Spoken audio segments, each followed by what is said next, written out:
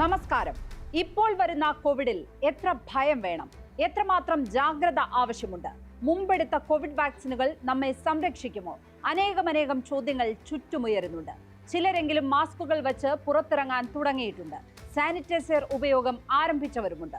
ഞായറാഴ്ച രാവിലെ 10 മണി വരെയുള്ള കണക്കനുസരിച്ച് രാജ്യത്ത് 5755 കോവിഡ് ബാധിതരുണ്ട്. നിർഭാഗ്യവശാൽ അതിൽ 1806 പേരും കേരളത്തിലാണ്. ഗുജറാത്തിൽ 717 പേരും, ഡൽഹിയിൽ 665 പേരും, പശ്ചിമ ബംഗാളിൽ 662 പേരും, മഹാരാഷ്ട്രയിൽ 577 പേരും ചികിത്സയിലുണ്ട്. തൊട്ടടുത്ത കർണാടകത്തിൽ 444 പേരും, തമിഴ്നാട്ടിൽ 194 പേരുമാണ് ചികിത്സയിലുള്ളത്. എണ്ണം നോക്കുമ്പോൾ കേരളത്തിലാണ് ഏറ്റവും കൂടുതൽ. ഇവിടെ വ്യാപകമായി പരിശോധന നടക്കുന്നു എന്നാണ് അതിന് കാരണമായി സർക്കാർ വിശദീകരിക്കുന്നത്. സ്പോട്ട് ലൈറ്റ് ആരംഭിക്കുന്നു. 2000-നടുത്ത് കോവിഡ് ബാധിതരുള്ള കേരളം. കോവിഡിന്റെ 1ഉം 2ഉം ഘട്ടത്തിലും കേരളത്തിൽ അക്കം കൂടുതലായിരുന്നു. അന്നും സർക്കാർ പറഞ്ഞിരുന്നത് ഇവിടെ പരിശോധന വ്യാപകമാണെന്നും കൃത്യമെണ്ണം റിപ്പോർട്ട് ചെയ്യുന്നുണ്ട് എന്നുമാണ്. സംസ്ഥാന സർക്കാരിന്റെ ആ വാദം ശരിവെക്കുന്ന കണക്കുകൾ സമീപകാലത്ത് പുറത്തു വന്നു.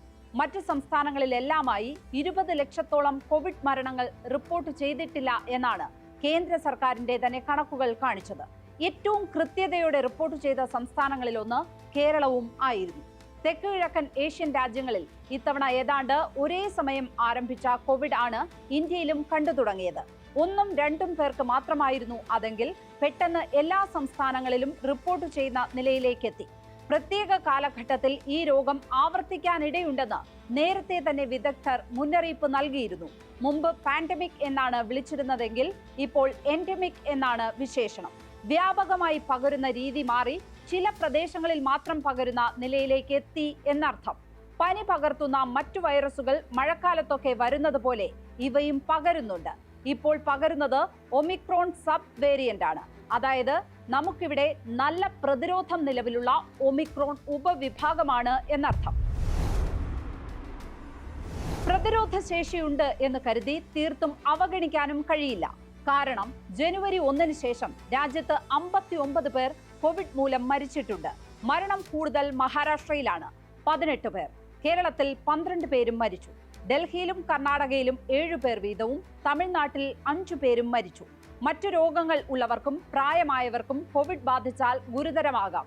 അതുകൊണ്ട് തന്നെ ആശുപത്രികളിലൊക്കെ പോകുമ്പോൾ നിർബന്ധമായി മാസ്ക് ഉപയോഗിക്കുന്നതാണ് ഉത്തമം. ഇപ്പോൾ വ്യാപകമാകുന്നത് NB1.8.1, LF7 എന്നീ വകഭേദങ്ങളാണ്. കേരളത്തിൽ നിന്ന് പരിശോധനയ്ക്ക് അയച്ച എല്ലാ സാമ്പിളുകളിലും LF1 വകഭേദമാണ് സ്ഥിരീകരിച്ചിരിക്കുന്നത്. ഇതിന്റെ പ്രതിരോധം കേരളത്തിൽ വളരെ നല്ല നിലയിലുണ്ട്. ആരോഗ്യ വകുപ്പ് ആത്മവിശ്വാസത്തോടെ പ്രതികരിക്കുന്നത് ഈ പശ്ചാത്തലത്തിലാണ്. ICMR നൽകുന്ന വിശദീകരണം അനുസരിച്ച് കേരളത്തിൽ തീവ്രമായ രോഗബാധയില്ല, മൈൽഡ് എന്നാണ് വിശേഷിപ്പിച്ചിരിക്കുന്നത്. പനി, ചുമ, തൊണ്ടയിൽ വേദന, മൂക്കൊലിപ്പ്, തലവേദന, ക്ഷീണം, വിശപ്പില്ലായ്മ എന്നിവയാണ് ഈ വകഭേദത്തിന്റെ ലക്ഷണങ്ങൾ. ഇവയിൽ ഏതെങ്കിലും 1-2 ലക്ഷണങ്ങളെങ്കിലും ഉണ്ടെങ്കിൽ ചികിത്സ തേടുന്നതാണ് ഉത്തമം. രോഗികളിൽ 90%-നും സാധാരണ ചികിത്സ കൊണ്ട് തന്നെ ഭേദമാകുന്നുണ്ട്. ആന്റി വൈറൽ മരുന്നുകൾ നൽകേണ്ടി വരുന്നില്ല എന്ന് പറയാം. മുമ്പ് കോവിഡ് വന്ന് ഭേദമായവർക്കും പ്രതിരോധ വാക്സിനുകൾ കൃത്യമായി എടുത്തിരുന്നവർക്കും ഇപ്പോൾ ഒട്ടും ഗുരുതരമാകുന്നില്ല. കോവിഡ് വാക്സിനുകൾ എടുത്തവർക്ക് ഗുരുതരമായ മറ്റ് അസുഖങ്ങൾ വരുന്നു എന്ന വാദം ശാസ്ത്രീയമല്ലെന്നാണ് വിദഗ്ധരുടെ വിശദീകരണം. കോവിഡ് വാക്സിൻ മൂലം ഹൃദയാഘാതം ഉൾപ്പെടെ സൈഡ് എഫക്ട് ഉണ്ടാകുന്നു എന്ന പ്രചാരണത്തിന് ഇതുവരെ സ്ഥിരീകരണമില്ല. 220 കോടി കോവിഡ് ഡോസുകളാണ് രാജ്യത്ത് വിതരണം ചെയ്തത്.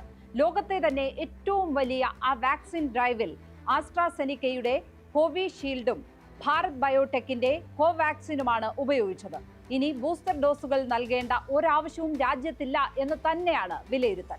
അതിന് 2 കാരണങ്ങളാണുള്ളത്. 1, ഇപ്പോൾ വ്യാപിക്കുന്ന വകഭേദം അപകടകാരിയല്ല.